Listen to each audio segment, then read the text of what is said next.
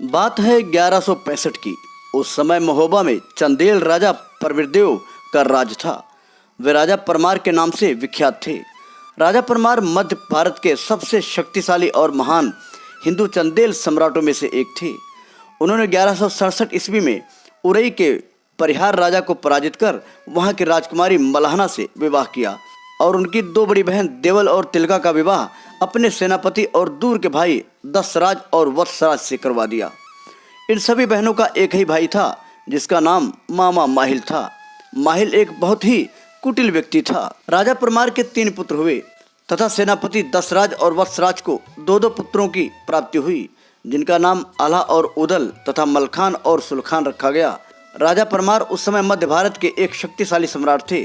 उन्होंने अपने शक्तिशाली सेनापति दशराज और वत्सराज के नेतृत्व में अपने आसपास के राज्यों को जीत लिया था।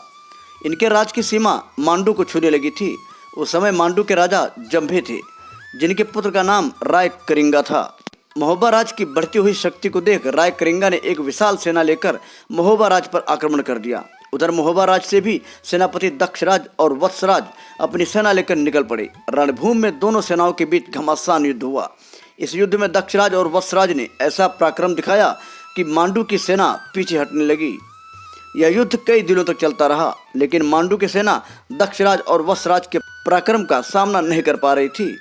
अपनी सेना को हारता देख मांडू के राजकुमार राय करिंगा ने एक चाल चली और उसने रात्रि में महोबा की सेना पर आक्रमण कर दिया। उस समय महोबा की सेना अपने शिविर में सो रही थी। इसी आक्रमण के दौरान महोबा की सेना के दोनों सेनापति दक्षराज और वत्सराज गिरफ्तार कर लिए गए। उन दोनों को गिरफ्तार करके मांडू लाया गया। मांडू में उन दोनों सेनापतियों को भयानक सजा दी गई और उन्हें कोल्हू में पिसवा कर उनके सर धड़ से अलग कर दिए गए। इसके बाद उन दोनों के सिरों को बरगद के पेड़ की सबसे ऊंची डाल पर टांग दिया गया। महोबा की सेना के दोनों सेनापतियों के सर बरगद के पेड़ पर टांगकर मांडू राज ने यह संदेश दिया कि मांडू राज से जो भी शत्रुता करेगा उसका यही अंजाम होगा।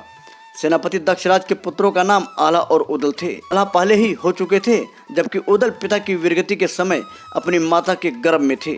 जिस दिन उदल का जन्म हुआ उस दिन एक भूकंप के कारण महोबा की धरती 2.5 हाथ धंस गई। उदल की माता देवल ने सोचा इसके गर्भ में आते ही इसके पिता की मृत्यु हो गई और इसके जन्म पर भयानक भूकंप आ गया। देवल ने इसे एक अपशकुन समझा, इसलिए वे उदल को त्यागना चाहती थी। अतः रानी मलहना ने उदल की परवरिश की। रानी मलहमा को उदल के धर्म माता भी माना जाता है। सेनापति वत्सराज की पत्नी तिलका देवी से मलखान और सुलखान का जन्म हुआ। ये दोनों भाई भी आला और उदल की तरह पराक्रमी योद्धा हुए। मलखान युद्ध के समय कई घोड़ों के चलने वाले विशाल रथ पे बैठकर युद्ध के लिए उतरता था तथा उसके भाई सुलखान अपने भाई के रथ का सारथी बनता था।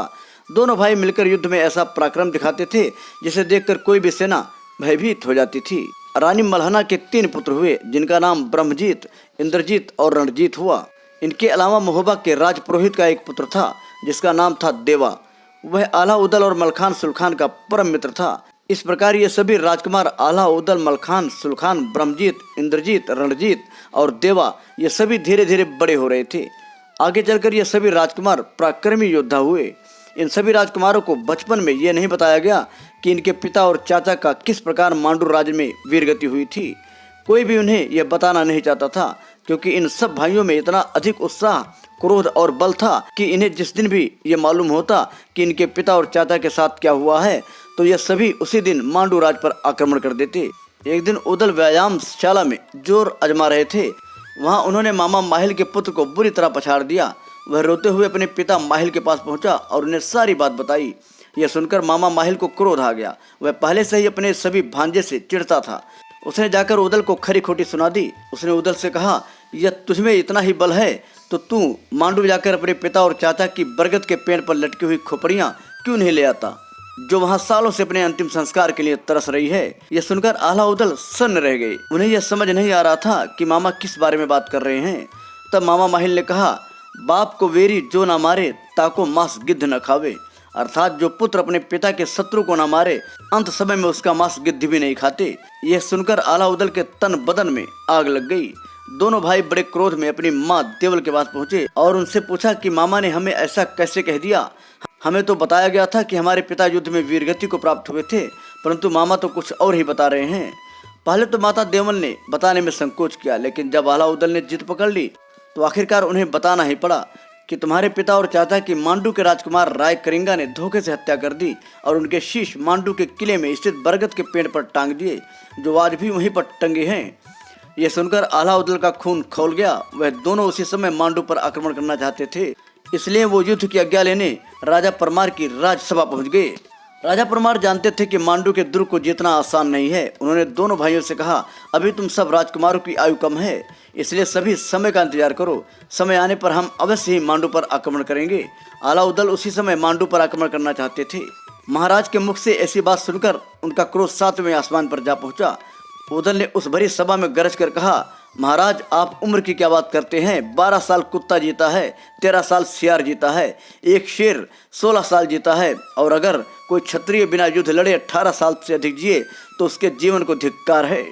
यह सुनकर राजसभा में उपस्थित सभी सेनापतियों और सूरवीर योद्धाओं का खून खौल गया। उदल के हुंकार से सभी के हृदय में वीर रस का संचार हो गया। सभी योद्धा सालों पहले हुए धोखे का बदला लेना चाहते थे। यह देखकर राजा परमार ने मांडू पर चढ़ाई की आज्ञा दे दी। सेना संगठित हो गई। अलाउद्दीन मलखान सुलखान, राजा का पुत्र ब्रह्मजीत और राजपुरोहित का पुत्र देवा इस युद्ध में जाने के लिए तैयार हो गए। सभी शूरवीर भाई महोबा की सेना को लेकर मांडू की तरफ चल दिए। सभी भाई सेना को साथ लेकर मांडू के किले पर टूट पड़े। इधर मांडू की तरफ से भी राजकुमार राय करिंगा और राजकुमार सूरज सेना लेकर युद्ध के मैदान में आ डटे। दोनों सेनाओं में घमासान युद्ध छिड़ गया। युद्ध के बीच में सभी भाइयों ने अपनी सेना को अलग अलग टुकड़ियों में बांटकर मांडू की सेना को कई ओर से घेर लिया।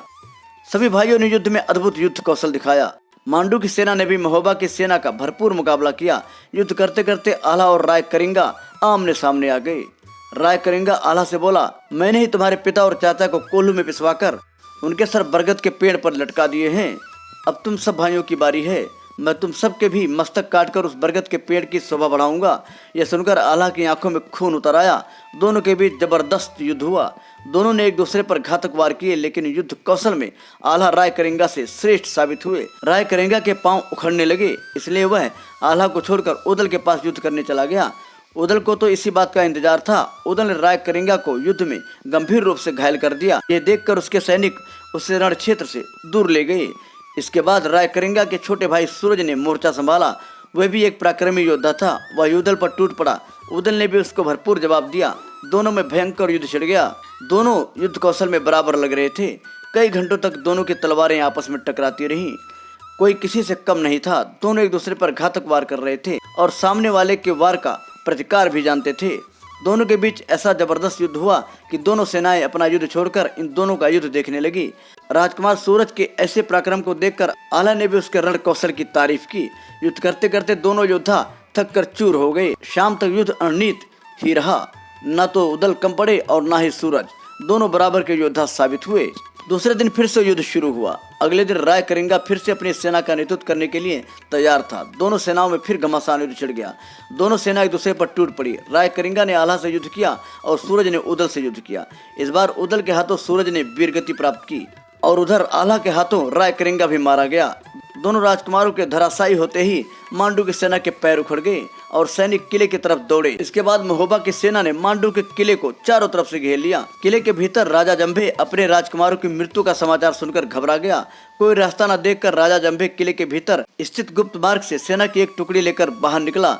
उस गुप्त मार्ग के दूसरे छोर पर ब्रह्मजीत अपनी सेना की टुकड़ी के साथ खड़ा था। वहां पर राजा जंभे और ब्रह्मजीत के बीच भयानक संघर्ष हुआ। इस संघर्ष में ब्रह्मजीत घायल हो गए। समाचार मिलने पर उदल तुरंत वहां पहुंचे और उन्होंने राजा जंभे से युद्ध किया। इस युद्ध में राजा जंभे उदल के हाथों मारा गया।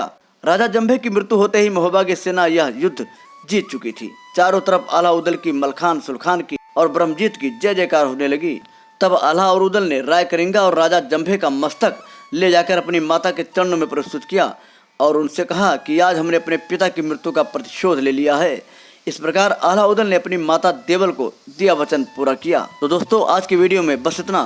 फिर मिलेंगे नई वीडियो में एक नई कहानी के साथ। अगर आप भी चाहते हैं हमारी हर खबर आप तक पहुंचे तो चैनल को सब्सक्राइब करके बेल आइकन दबा लें ताकि आने वाली हर अपडेट आपको मिलती रहे।